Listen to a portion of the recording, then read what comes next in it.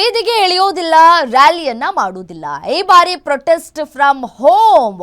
ಸಾರಿಗೆ ವಲಯ ಸ್ತಬ್ಧವಾಗೋದು ಖಚಿತ ಅಂತ ಹೇಳಲಾಗ್ತಾ ಇದೆ. ಗ್ಯಾರಂಟಿ ನ್ಯೂಸ್ಗೆ ಅನಂತ ಸುಬ್ರಾವ್ ಹೇಳಿಕೆಯನ್ನ ಕೊಟ್ಟಿದ್ದಾರೆ. ಅನಂತ ಸುಬ್ರಾವ್ ಸಾರಿಗೆ ನೌಕರರ ಜಂಟಿ ಕ್ರಿಯಾ ಸಮಿತಿ ಅಧ್ಯಕ್ಷರು ಹೌದು. ಫ್ರೀಡಂ ಪಾರ್ಕ್ನಲ್ಲಿ ಪ್ರತಿಭಟನೆಗೆ ಅವಕಾಶ ಸಿಕ್ಕಿಲ್ಲ. ಸೊ ಹಾಗಾಗಿ ಪರಿಣಾಮ ಪ್ರೊಟೆಸ್ಟ್ ಫ್ರಮ್ ಹೋಮ್ ಅಂತ ಹೇಳಿ ಅನಂತ ಸುಬ್ರಾವ್ ಹೇಳ್ತಾ ಇದ್ದಾರೆ. ಕೆಲಸಕ್ಕೆ ಹೋಗದೆ ಮನೆಯಲ್ಲೇ ಮುಷ್ಕರವನ್ನ ಮಾಡ್ತೀವಿ.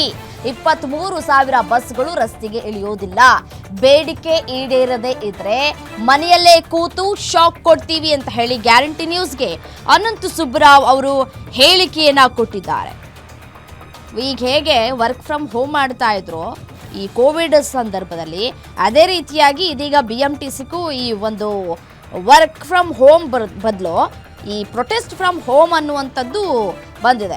ಈಗ ಸಾರಿಗೆ ವಲಯ ಸ್ತಬ್ಧ ಆಗೋದು ಬಹುತೇಕ ಖಚಿತ ಅಂತ ಹೇಳಿ ಈಗಾಗಲೇ ಅನಂತ ಸುಬ್ರಾವ್ ಅವರು ಗ್ಯಾರಂಟಿ ನ್ಯೂಸ್ಗೆ ಹೇಳಿಕೆ ಕೊಟ್ಟಿದ್ದಾರೆ.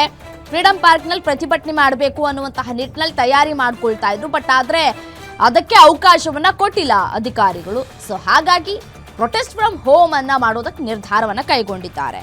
ಇನ್ನು ಇದೇ ವಿಚಾರಕ್ಕೆ ಸಂಬಂಧಪಟ್ಟಂತೆ ನಮ್ಮ ಪ್ರತಿನಿಧಿ ಚರಣ್ ಅನಂತ ಸುಬ್ರಾವ್ ಅವರ ಜೊತೆ ಮಾತನಾಡಿದ್ದಾರೆ. ಏನು ಹೇಳಿದ್ರು ನೋಡ್ತಾ ಹೋಗೋಣ.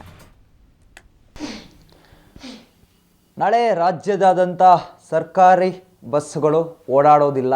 ಅದಕ್ಕೆ ಮುಷ್ಕರಕ್ಕೆ ಕರೆಯನ್ನು ನೀಡಿರುವಂಥದ್ದು. ಪ್ರಮುಖವಾಗಿ ಅನೇಕ ಬೇಡಿಕೆಗಳನ್ನು ಮುಂದಿಟ್ಟು ಸರ್ಕಾರಕ್ಕೆ ಸವಾಲೊಡ್ಡಿ ಈಗಾಗಲೇ ಮುಷ್ಕರಕ್ಕೆ ಕರೆಯನ್ನು ನೀಡಿದ್ದಾರೆ. ಒಂದೆಡೆ ಸರ್ಕಾರ ಮನವೊಲಿಸುವಂತಹ ಕೆಲಸಕ್ಕೆ ಇವತ್ತು ಮುಂದಾಗಿದೆ. ಹಾಗಿದ್ರೆ ಸರ್ಕಾರದ ನಡೆ ಏನು, ಈ ಪ್ರತಿಭಟನೆ ಹೇಗಿರುತ್ತೆ ಅಂತ ಹೇಳಿ ಸಾರಿಗೆ ನೌಕರರ ಜಂಟಿ ಕ್ರಿಯಾ ಸಮಿತಿ ಅಧ್ಯಕ್ಷರಾಗಿರುವಂತಹ ಅನಂತ ಸುಬ್ರಾವ್ ನಮ್ಮ ಜೊತೆ ಇದ್ದಾರೆ. ಅವ್ರನ್ನೇ ಮಾತನಾಡ್ತಾ ಹೋಗ್ತೀನಿ. ಸರಿಗ ಮುಷ್ಕರಕ್ಕೆ ಕರೆ ನೀಡಿದ್ದೀರಾ, CM ಇವತ್ತು ನಿಮ್ಮನ್ನು ಕರೆದಿದ್ದಾರೆ. ನಿಮ್ಮ ನಿಲುವುಗಳೇನು ಅಂತ? ನಮ್ಮ ನಿಲುವು ಭಾಳ ಸ್ಪಷ್ಟವಾಗಿದೆ. ನಮ್ಮ ಬೇಡಿಕೆಗಳೇನಿದೆ ಅದನ್ನು ಅವರು ಇತ್ಯರ್ಥ ಮಾಡಬೇಕು ಅಂತ. ಉದಾಹರಣೆಗೆ ಹಿಂದಿನ ವೇತನ ಒಪ್ಪಂದ ಆಯಿತು, 15% ಜಾಸ್ತಿ ಕೊಟ್ಟರು ಬೊಮ್ಮಾಯಿಯವ್ರ ಸರ್ಕಾರ. ಅದರದ್ದು 38 ತಿಂಗಳ ಅರಿಯರ್ಸ್ ಇದೆ. ಆ ಹಣ 1,800 ಕೋಟಿ ರೂಪಾಯಿ ಆಗುತ್ತೆ. ಅದನ್ನು ಸರ್ಕಾರವೇ ಕೊಡಬೇಕು.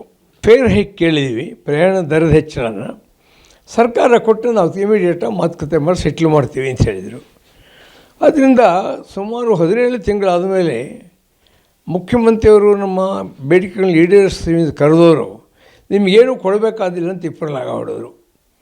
ಇದು ಆಕ್ರೋಶ ತಂದಿದೆ ಜನಗಳಲ್ಲಿ. ಆದ್ದರಿಂದ ನಾವು 15 ಜುಲೈ ಸ್ಟ್ರೈಕ್ ನೋಟಿಸ್ ಕೊಟ್ವಿ. ಸ್ಟ್ರೈಕ್ ನಾಳೆ ಎನ್ನುವಾಗ ಇವತ್ತು ಕರಿಬೇಡಿ ಅಂತಲೂ ನಾವು ಹೇಳಿದ್ವಿ, ಆದರೆ ಕರೆದಿದ್ದಾರೆ. ಸರ್, ಈಗ ಪ್ರಮುಖವಾಗಿ ನೀವು ಹೇಳಿದ್ರಿ ಸ್ಟ್ರೈಕ್ ನಾಳೆ ಇರುವಾಗ ಇವತ್ತು ಕರಿಬೇಡಿ ಅಂತ. ಇವತ್ತು ಮನವೊಲಿಸುವಲ್ಲಿ ಯಶಸ್ವಿ ಆಗ್ತಾರ? ನೀವು ನಿಮ್ಮ ಒಂದು ಸ್ಟ್ಯಾಂಡ್ ಏನಿದೆ ಅದಕ್ಕೆ ಬದ್ಧರಾಗಿರ್ತೀರ? ಇವಾಗ ನಮಗೊಂದು ಸರ್, ಇವಾಗ ಸ್ಟ್ರೈಕ್ ಮಾಡಿ ಜನಗಳಿಗೆ ಅಥವಾ ಎಂಪ್ಲಾಯೀಸ್ಗೆ ತೊಂದರೆ ಕೊಡಬೇಕು ಅನ್ನೋದಲ್ಲ. ಇಡೀ ಸಮಾಜಕ್ಕೆ ತೊಂದರೆ ಆಗುತ್ತೆ ಇದರಿಂದ. ನಾವಿರೋದು ದಿವಸ 1 ಕೋಟಿ ಜನರನ್ನು ಸಾಗಿಸ್ತಾ ಇದ್ದೀವಿ ಒಂದು ಕಡೆಯಿಂದ ಒಂದು ಕಡೆಗೆ. ಅದರಲ್ಲಿ 60% ಹೆಣ್ಣುಮಕ್ಕಳು ಓಡಾಡ್ತಾರೆ. ಇವರ ಗ್ಯಾರಂಟಿಗಳನ್ನು ಜಾರಿ ಮಾಡಿದ್ದೀವಿ. ಆದ್ದರಿಂದ ನಾವು ಜನಗಳಿಗಾಗಲಿ ವರ್ಕರ್ಸ್ಗಾಗಲಿ ಯಾರಿಗೆ ತೊಂದರೆ ಕೊಡಬೇಕು ಅಂತಲ್ಲ. 17 ತಿಂಗಳಿಂದ ಹೇಳ್ಕೊಂಡು ಬಂದು ಸೆಟ್ಲ್ ಮಾಡ್ತೀವಿ ಅಂತ ಕೊನೆಗೆ ಏನು ನೀವು ಕೊಡಬೇಕಾದಿಲ್ಲ ಅಂದರೆ ನಾವೇನು ಮಾಡೋದು? ಸ್ಟ್ರೈಕ್ ಒಂದೇ ದಾರಿ. ಆದ್ದರಿಂದ ಸರ್ಕಾರ ಅದರ ನಿಲುವಲ್ಲಿ ಬದಲಾವಣೆ ಮಾಡಿಕೊಂಡು ನಮ್ಮ ಬೇಡಿಕೆಗಳನ್ನ ಇತ್ಯರ್ಥ ಮಾಡಿದರೆ ಸ್ಟ್ರೈಕ್ ಆಗಲ್ಲ. ಇಲ್ಲದೆ ನಾಳೆ ಬೆಳಗ್ಗೆ 6 ಗಂಟೆಯಿಂದ ರಾಜ್ಯಾದ್ಯಂತ ಸ್ಟ್ರೈಕ್ ಆಗುತ್ತೆ. ಅದರಿಂದ ಸ್ಟ್ರೈಕ್ ತಪ್ಪಿಸೋದು ಸರ್ಕಾರದ ಕೈಲಿದೆ. ಅವರೇನು ಮಾಡ್ತಿದ್ದಾರೆ?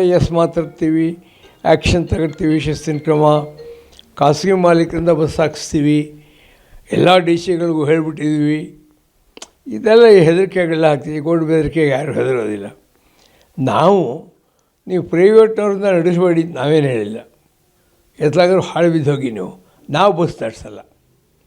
ಇದು ನಮ್ಮ ನಿಲುವು. ಇನ್ನು ನಾಳೆ ಬೆಂಗಳೂರಿನಲ್ಲಿ ಸ್ಟ್ರೈಕು ನಡೆಯುವ ಸನ್ನಿವೇಶ ಬಂದರೆ ಅಂದರೆ ಮುಖ್ಯಮಂತ್ರಿಗಳ ಸಭೆ ಇವತ್ತೇನೂ ಆಗದೇ ಇದ್ದರೆ ಸ್ಟ್ರೈಕ್ ಆಗುತ್ತೆ. ಎಲ್ಲರೂ ಮನೆಯಲ್ಲಿದ್ದು TV ನೋಡ್ತೀರಿ ಅಂತ ನಾವು ಹೇಳಿದ್ದೀವಿ. ನಾಳೆ ಯಾವ ರ್ಯಾಲಿನೂ ಇರಲ್ಲ. ಹೋಮ್ ಇದ್ದಾಗೆ ಪ್ರೊಟೆಸ್ಟ್ ಫ್ರಮ್ ಹೋಮ್ ಮಾಡ್ತಾ ಇದ್ದೀರಾ? ಹೇಗೆ ಪ್ರೊಟೆಸ್ಟ್ ಫ್ರಮ್ ಹೋಮ್ ಅಲ್ಲ, ಸ್ಟ್ರೈಕ್. ಬಸ್ ಹೊರಗಡೆ ಬರೋಲ್ಲ. ನಮ್ಮ ಉದ್ದೇಶ ಏನೋ ಬಂದು ಧಿಕ್ಕಾರಕ್ಕೆ ಹೋಗಲ್ಲ, ಬಸ್ ಹೊರಗಡೆ ಬರೋಲ್ಲ. ನಮ್ಮ ಶಕ್ತಿ ಇರೋದು ಬಸ್ ನಡೆಸೋದ್ರಲ್ಲಿ. ಬಸ್ನೇ ನಿಲ್ಲಿಸಿದ್ರೆ that's all. And minute to minute ನೀವು TVಯವ್ರು ಸುದ್ದಿ ಕೊಡ್ತೀರಾ. TV ನೋಡ್ಕೊಂಡು ಕಾಫಿ ಕುಡ್ಕೊಂಡಿದ್ರೆ ಮನೇಲಿ ಅಂತ ಹೇಳ್ತೀವಿ, ಆರಾಮಾಗಿರ್ತಾರೆ. 15 ದಿನ ನಂತರ ವೆಚ್ಚ ಮಾಡ್ತೀವಿ, ರ್ಯಾಲಿಗಳು ಮಾಡೋದಿಲ್ಲ. ಇದಿಷ್ಟು ಅನಂತ್ ಸುಬ್ರಾವ್ ಅವರ ಮಾತಾಗಿರುವಂಥದ್ದು. ಪ್ರಮುಖವಾಗಿ ಬಸ್ಸನ್ನು ನಿಲ್ಲಿಸಿವಿ. ಇವತ್ತು ಸಮರ್ಪಕವಾಗಿ ತಮ್ಮ ಬೇಡಿಕೆಗಳನ್ನು ಈಡೇರಿಸದೇ ಹೋದಲ್ಲಿ ನಾಳೆಯಿಂದ ಬಸ್ಸುಗಳು ಸ್ತಬ್ಧ ಆಗುವುದಂತೂ ಖಂಡಿತ ಅಂತ ಹೇಳ್ತಾ ಇರುವಂಥ ಕ್ಯಾಮ್ರಾ ಪರ್ಸನ್ ರಾಕೇಶ್ ಜೊತೆಗೆ ಚರಣ್, ಗ್ಯಾರಂಟಿ ನ್ಯೂಸ್, ಬೆಂಗಳೂರು.